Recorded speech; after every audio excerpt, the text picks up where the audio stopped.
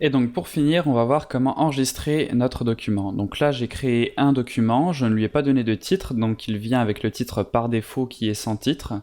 Et donc pour enregistrer mon document, j'ai plusieurs façons de faire. Donc la première, c'est d'aller dans Fichier et de cliquer sur Enregistrer sous. La deuxième, c'est d'utiliser le raccourci clavier qui est CTRL-SHIFT-S.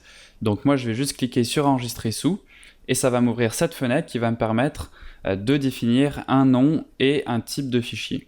Donc là, vous voyez que par défaut, le nom du fichier, c'est le nom du document. Donc si j'avais mis un nom différent pour mon document, ce serait ce nom-là qui serait inscrit ici. Et ensuite, le type de document. Donc je peux choisir d'enregistrer un fichier Photoshop qui va me permettre de le rouvrir par après dans Photoshop avec tous les calques et toutes les options que j'ai définies dans Photoshop.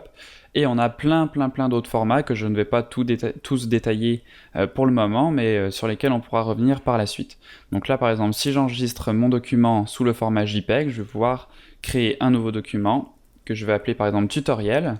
Et là, vous voyez que j'ai enlevé le nom de l'extension, donc avant c'était marqué sans titre 1.jpeg, et bien ce .jpeg, je ne suis pas obligé de le rajouter puisque ici, j'ai bien spécifié le type du fichier. Donc si je fais enregistrer, je vais avoir la fenêtre qui correspond aux options du type de fichier, donc là les options pour le JPEG, on les verra peut-être dans une vidéo subséquente.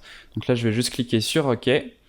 Mon image va s'enregistrer et elle va être disponible là où je l'ai sauvegardée, donc à savoir sur mon bureau. Donc si je viens ici sur mon bureau, vous voyez que mon image tutoriel.jpg est bien enregistrée. Alors là, je vais rouvrir mon fichier que j'ai enregistré pour vous montrer une option assez intéressante quand on enregistre notre fichier. Donc là, si je vais dans Fichier enregistrer sous et que je veux faire une version de mon travail, donc par exemple en mettant tutoriel 02, si je clique sur enregistrer, vous voyez que automatiquement Photoshop va ouvrir l'image que je viens d'enregistrer, donc tutoriel 02 à la place de la version qu'on avait. Mais qu'est-ce qui se passe si je veux garder toujours la même version, donc la version tutoriel, tout en créant des versions? Donc là, je vais revenir ici sur mon bureau, je vais supprimer cette version, je vais rouvrir tutoriel, et maintenant, quand je vais aller dans Fichier enregistrer, je vais cliquer sur En tant que copie. Et donc là, par défaut, vous voyez que ça m'ajoute le mot copie après le nom de mon fichier. Donc moi, je vais remplacer ça par 02.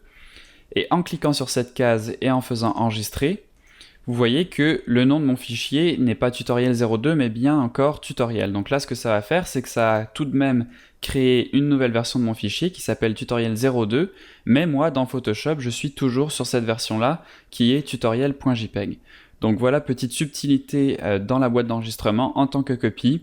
Donc une option qui vous permet de facilement faire des versions de votre travail tout en restant dans la version actuelle sur laquelle vous travaillez.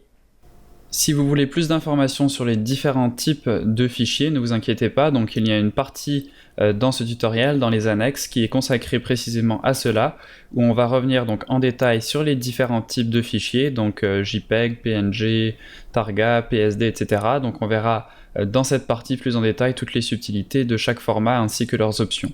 Donc voilà pour cette partie sur l'enregistrement d'un document, et on va passer aux prochaines parties du tutoriel.